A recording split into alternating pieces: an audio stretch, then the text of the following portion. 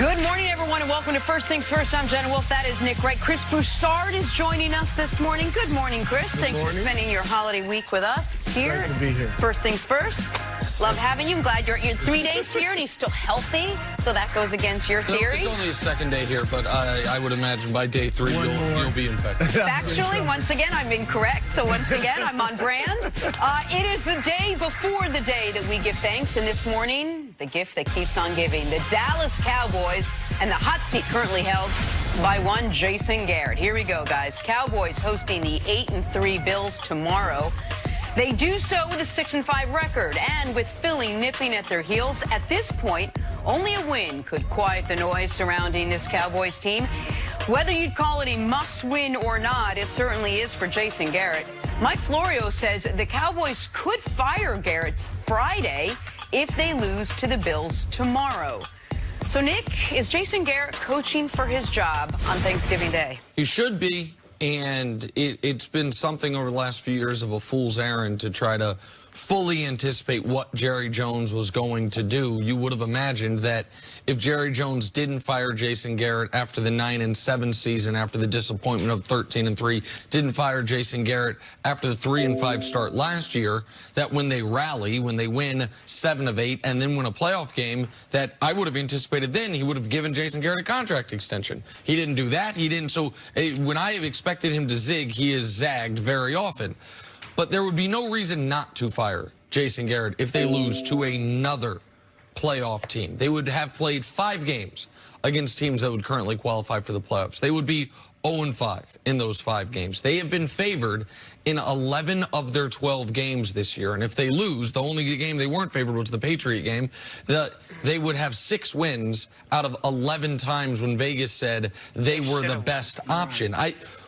What is the other most underachieving team in football? The Browns? We've talked about the Falcons are a mess. The Rams a little bit. Sure, maybe the Rams. With the Rams, I think maybe with the Rams, I don't look at them quite as underachieving because I anticipated the struggles they've had, and so much of that is tied to the quarterback. For the Browns, as bad as Freddie Kitchens has been, so much of that is tied to Baker Mayfield's turnovers. The Cowboys quarterback, Chris, has been awesome. Yet the Rams, who are in distress, have 6 wins. The Browns, who are in distress, have 5 wins. And the Cowboys are sitting there at 6-5 in an easy division with an easy cross-conference division that they're playing in the AFC East, aside from the Patriots. And yet they are still there just barely treading water. So I would fire Jason Garrett. If this had been a regular work week, I would have fired Jason Garrett on Monday 2 days ago. You can't do that when they play on a Thursday.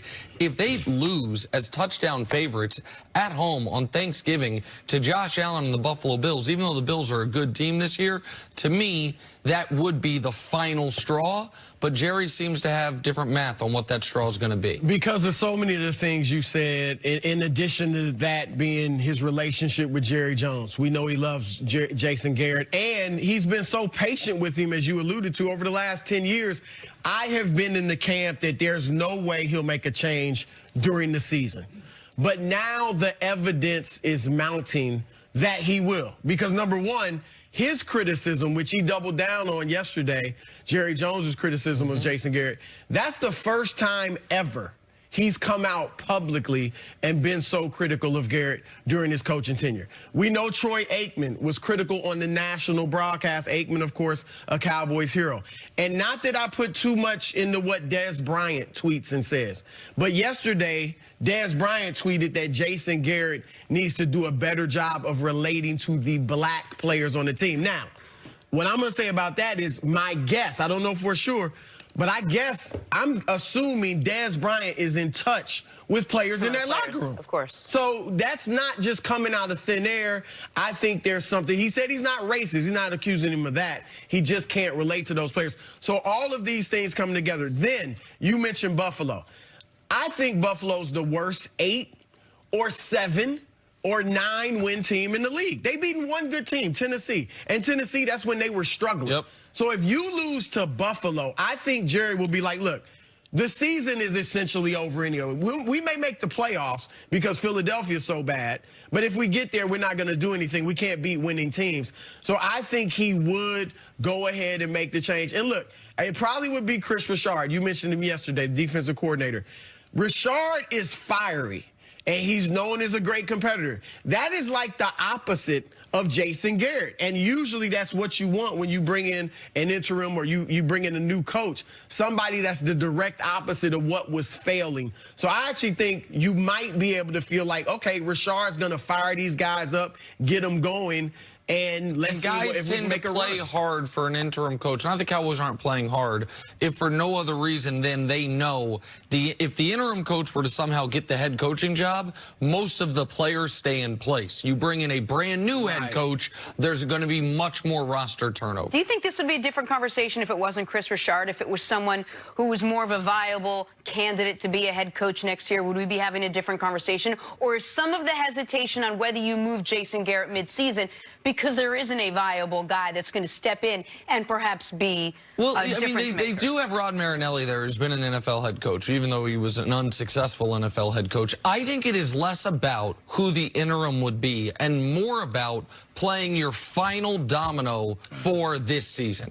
You don't want this season to be a total failure. It is even if, and I know Coach Mangini made the point yesterday, they won 3 out of 5 division titles.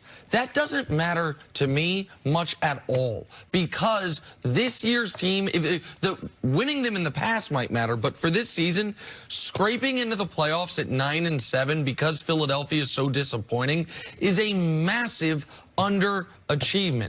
Like, all 9-win seasons are not created equal. Buffalo, you mentioned, already's had a successful season. Like, they've only made the playoffs, I think, once since the Music City Miracle. If they can get to 9 or 10 wins with this roster, that is a hell of a year for them. Yeah.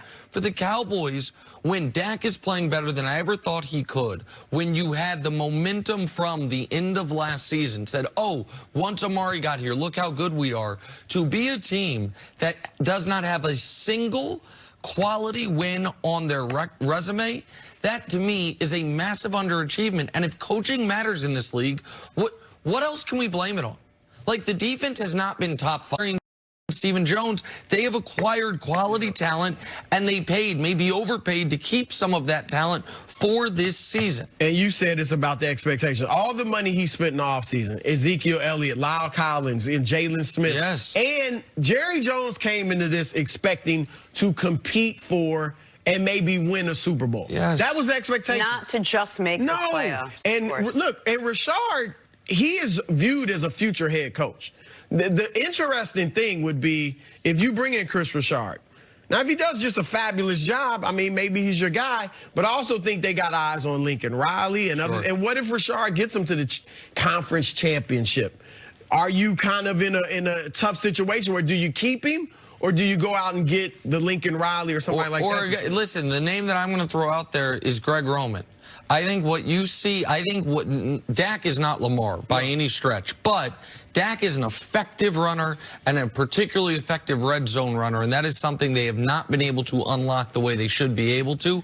I think you could use a little bit of what Greg Roman has done with Lamar, not as much, and make the team and help Dak take a further step next season.